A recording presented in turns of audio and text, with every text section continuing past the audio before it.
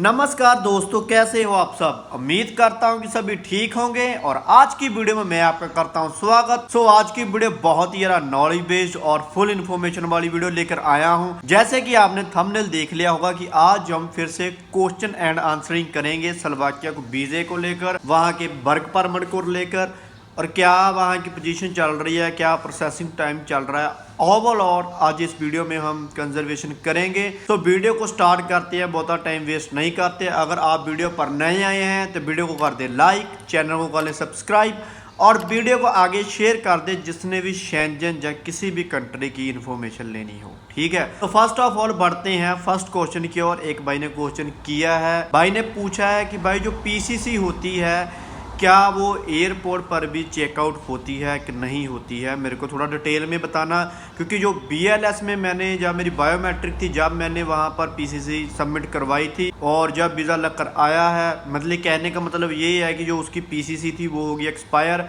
अब वो renew PCC करवाने के चक्कर में थोड़ा सा डिले हो जाएगा, तो इसलिए पूछ रहा है क्या वो चेकआउट करते हैं कि नहीं करते हैं। मेरे को डिटेल में बताएं। तो मैं आपको एक बात बता देता हूँ, जो पीसीसी होती है भाई वो वीज़े के लिए तो रिक्वायर्ड है, ठीक है।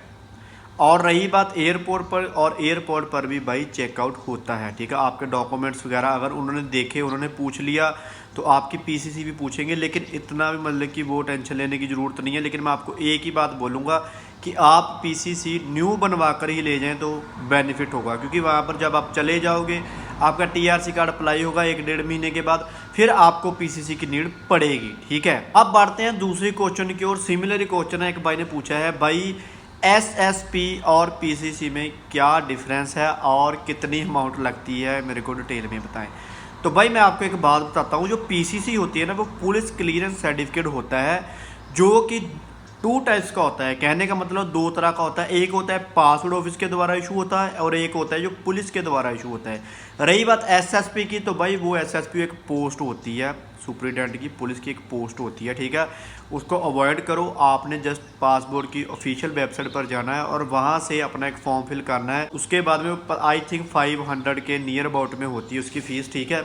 और फिर आपके घर पे वेरिफिकेशन होगी और फिर आपको बाय पोस्ट आपके घर पर आ जाएगी पीसीसी बनकर, ठीक है। वो पीसीसी हमें चाहिए शेंजन कंट्री, किसी भी शेंजन कंट्री में जाने के लिए या किसी भी इंटरनेशनल कंट्री में अगर आप बैठे हो तो वहाँ पर आपको पीसीसी जो होती है पासवर्ड वाली चाहिए होती है, ठीक है। अगर उसके टाइमिंग की बात करूँ तो भाई डिपेंड ऑन एरिया, ठीक है। कहने का मतलब है आपकी लोकेशन पर डिपेंड करता है आप कितनी मतलब की दूरी पर रहते हो।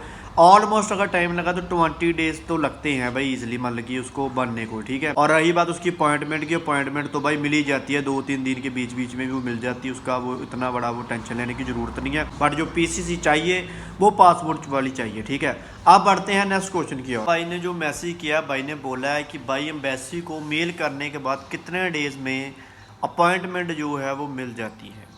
तो भाई मैं फर्स्ट ऑफ ऑल आपको सभी को एक बात बताऊं, मैंने ना वीडियो भी बनाकर डाला हुआ है कि अपॉइंटमेंट कैसे बुक करना है, ठीक है। और रही बात मेल करने की, भाई आप जितनी मर्जी मेल्स कर लो उनको, आपको ऐसे अपॉइंटमेंट नहीं मिलेगी, क्योंकि आपको जो आपके एजेंट को, जो आपकी कंपनी को वो चेकआउट करते रहना पड़ेगा कि कौन सा स्लॉट अवेलेबल है, कब स्लॉट मिलेगा और कब आपको अपॉइंटमेंट जो है मिलेगी। मेल करने से आपको कोई भी स्लॉट ऐसे नहीं मिलेगा, ठीक है। ये माइंड में बिठा लेना, ठीक है। आप बढ़ते हैं नेक्स्ट क्वेश्चन की और सिमिलर सा क्वेश्चन है। एक भाई ने मेरे को फिर से क्वेश्चन किया था, मैंने पिछली वीडियो में भी वैसे तो मैंने बताया हुआ है वो बात। भाई ने पूछा है कि भाई जो अपॉइंटमेंट होती है क्या वो अकेली कंपनी उठा सकती है कि क्या हम भी उठा सकते हैं, क्या हमारा एजेंट उठाता है, क्या सीन है। लेकिन मेरे को एजेंट ने बोला है कि जस्ट कंपनी ही तुम्हारी अपॉइंटमेंट उठाएगी, हम लोग अपॉइंटमेंट नहीं उठा सकते, ठीक है। तो मैं बात आपको क्लियर कट आउट कर दूं, एक ही पासवर्ड पर एक ही मेल के ज़रिए आप जो है स्लॉट बुक कर सकते हो, ठीक है। जब तक आपकी अपॉइंटमेंट एक्सपायर नहीं होगी तब तक आप दूसरा स्लॉट जो है, कहने का मतलब दूसरी अपॉइंटमेंट जो है उठा नहीं सकते, ठीक है।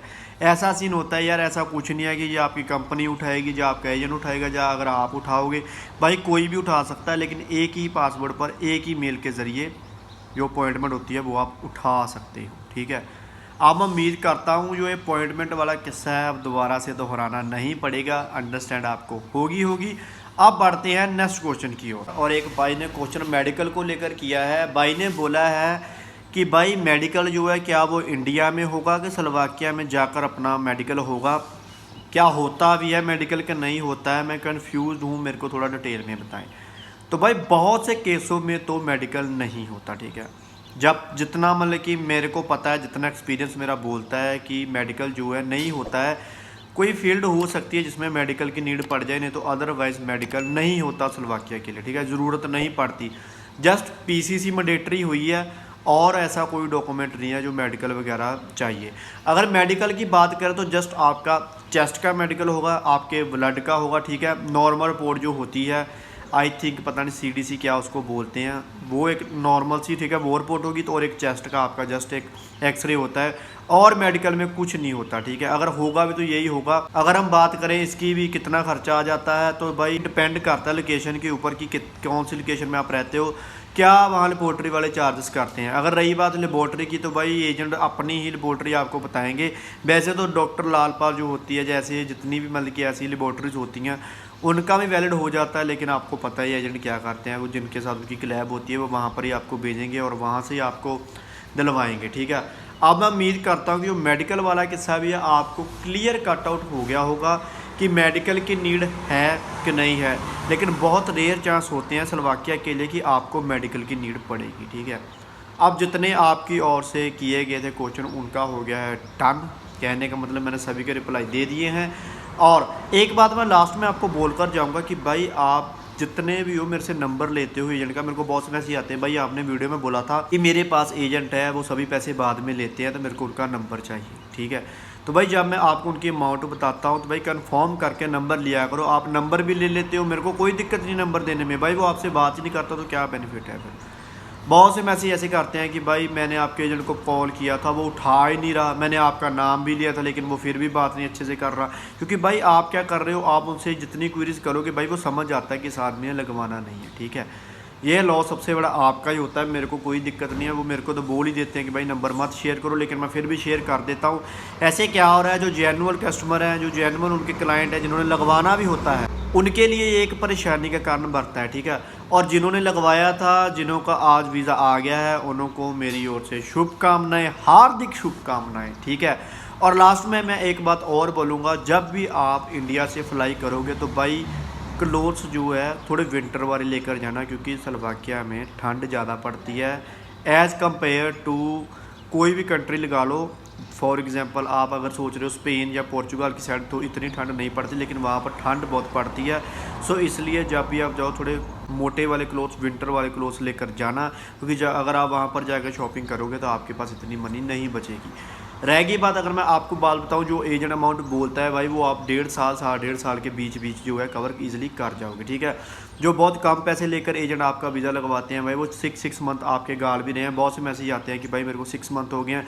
जब मैं उनसे अमाउंट पूछता हूँ भाई कितनी एजेंट ने बोला था, तो वो बोलते हैं भाई इतनी की अमाउंट बोला है, क्योंकि एजेंट क्या करते हैं उतनी के अमाउंट में पैकेज डाल देते हैं, ठीक है। पैकेज का मैंने आपको पहले वीडियो में किस्सा समझाया था कि पैकेज में लॉटरी वाला सिस्टम होता है, अगर लग गया तो ठीक है, तो आपसे अमाउंट जो है डिडक्ट कर लेंगे, क्योंकि एजेंट कभी भी लॉस में नहीं जाता, ठीक है। अब मैं उम्मीद करता हूँ कि ये जो वीडियो है आपको समझ में आ गई होगी। अगर वीडियो अच्छी लगी तो कमेंट करके ज़रूर बताना, और चैनल को कर देना सब्सक्राइब, वीडियो को कर लेना लाइक। अब ऐसी एक और अच्छी सी वीडियो लेकर मिलेंगे, तब तक लिए बाय बाय, सत श्री अकाल।